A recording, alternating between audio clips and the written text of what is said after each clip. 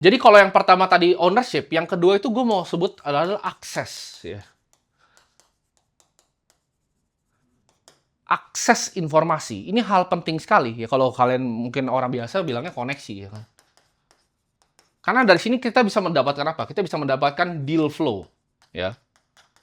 Bisa mendapatkan deal, bisa tahu informasi duluan.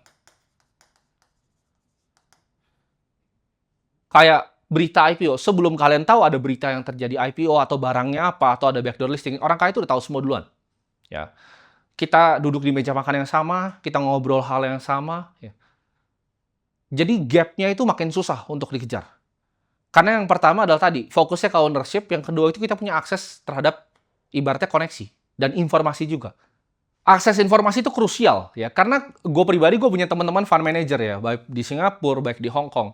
Ketika misalnya Iran sama US perang, gue udah tahu bahwa itu mereka damai duluan. Jadi infonya udah dari Washington duluan. Washington DC udah kasih tahu fund manager, oh ini udah stop nih perangnya. Jadi sebelum beritanya keluar di Bloomberg, gue itu udah pernah teleponan sudah tahu, oke, harga minyak bakal turun. Jadi orang-orang di luar negeri yang nggak tahu ini, mereka ngelong oil semua. Dan yang terjadi apa? Harga minyak beneran turun, gitu. Karena perangnya selesai. Ini kenapa bisa gue tahu? Karena akses informasi. Jadi saran gue ke kalian harus mau berkembang ya, cari koneksi, tapi kalian harus punya value. Jadi gimana sih kalau teman-teman tanya, cara networking terbaik itu seperti apa? Jawabannya adalah lu punya value. Value yang lu bisa kasih itu apa ke orang lain. Kalau lu udah punya value, lebih gampang untuk lu temu orang. Ya, ketika gue masih belum punya value, gue itu nggak keluar-keluar dan gue nggak cari orang. Gue fokus untuk kembangin diri gue sendiri. Ketika diri gue udah ada value-nya, orang yang cari gue. Jadi kalau kita simpulkan, ya di sini yang pertama adalah ownership kuncinya. Ini build equity ya.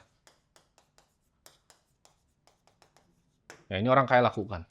Dua, yang dilakukan sama orang kaya adalah punya akses, koneksi, atau informasi. Dan yang ketiga, mereka adalah learning machine ya. Artinya apa learning machine? Mereka tuh belajar terus. Gue kadang kaget ya, gue ketemu konglomerat ya, walaupun dia udah punya perusahaan kedua terbesar di Indonesia gitu. Dia suka nanya gue, oh menurut kamu Timothy gimana sih ya kedepannya ini blockchain-nya akan seperti apa gitu. Atau misalnya masa depan dari atensi bola mata ini yang biasa dijualin sama Google ini akan jadi seperti apa gitu. Walaupun dia adalah orang yang sangat hebat gitu, sangat sukses di bidangnya, tapi mereka ini masih mau belajar bahkan dari anak-anak muda kayak gue. Gue bahkan bingung gitu, kenapa konglomerat ini mau belajar? Gitu. Dari situ gue belajar, oh mereka jadi sampai situ karena mereka gak pernah gengsi untuk belajar. Sedangkan kalau orang-orang miskin, gue jelaskan seperti ini, ada yang masih ngeluh gitu. Padahal ini informasi nggak akan kalian ketemu dimanapun. Lu nggak akan ketemu, ya. Baik di YouTuber manapun, mau dari dalam negeri, kalian ke luar negeri, kalian nggak akan dikasih tahu. Karena kenapa? Yang mau berproses sambil kasih step by step-nya kayak tadi jelasin kayak gue beli exchange segala macam itu cuma akan gue. Jadi kalau target kalian tuh mau jadi kaya hanya untuk punya status gitu atau hanya untuk sekedar pamer ke teman-teman kalian, itu hal yang nggak akan pernah tercapai. Ya. Karena orang kaya itu mereka senang, mereka suka kata-kata kunci, mereka suka build, mereka suka membangun sesuatu.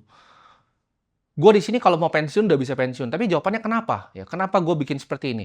Kenapa gue build ya sesimpel build media ini gitu, build channel ini? Karena gue bayangin betapa lucunya kalau Buffett waktu itu 25 tahun dia bikin. Jadi ketika dia melakukan kesalahan berinvestasi, ya, dia jelasin gitu loh. Oh dia dulu investasi begini, tesisnya begini kayak gue tadi. Apakah mungkin suatu saat exchange yang gue punya itu gagal? Mungkin sekali gitu kan. Bisnis selalu ada resikonya.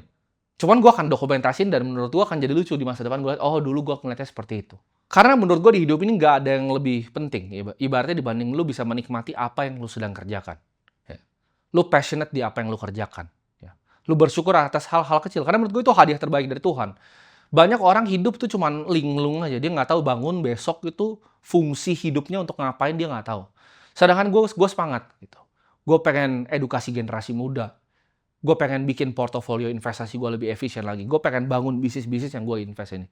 Kalau cuma ngomong sekedar uang, gue udah selesai dari beberapa tahun lalu. Ya, karena gue pribadi pun hidupnya nggak mahal. Ya. Gue nggak kebanyakan gaya, gue suka makan yang sederhana. Gue nggak suka terlalu aneh-aneh gitu di hidup. Dan gue udah sangat tercukupi. Ya. Dan next-nya ini uang tambahannya cuma game. Ya. Dan di ujung gamenya apa? Ya gue pengen belajarin juga ini semua sambil gue sharing ke kalian. Jadi gue bantu edukasinya melalui digital untuk anak-anak muda yang beruntung, gue sebutnya kalian beruntung loh, masih punya handphone, bisa nonton YouTube. Tapi untuk yang kurang beruntung, edukasinya kan gue sampaikan lewat sekolah-sekolah yang gue sedang bangun sekarang, ya. Jadi gue akan bangun beberapa sekolah lagi ke depannya, dan gue akan jadiin itu sarana untuk gue bisa sharing gitu, edukasi gue walaupun tidak direct melalui gue, tapi gue bisa bikin gitu, dari kurikulumnya seperti apa dan lain-lain. Jadi itu yang sebenarnya gue kejar di hidup ini. Jadi ingat ya, selalu kejar untuk punya ownership, ya. Cari lingkungan yang benar. Sama jadi learning machine, jangan jadi orang yang arogan. Jangan ngerasa lu orang paling pintar, ya. Oh, karena dia mungkin lu lihatnya masih muda, oh gue nggak mau dengerin dia. Karena begini-begini, oh gue nggak mau dengerin dia. Gampang skeptis dan lain-lain. Itu terserah untuk kalian, ya. Kalian harus punya kebijaksanaan untuk bisa memilah, ya, informasi mana yang baik dan mana yang buruk untuk kalian.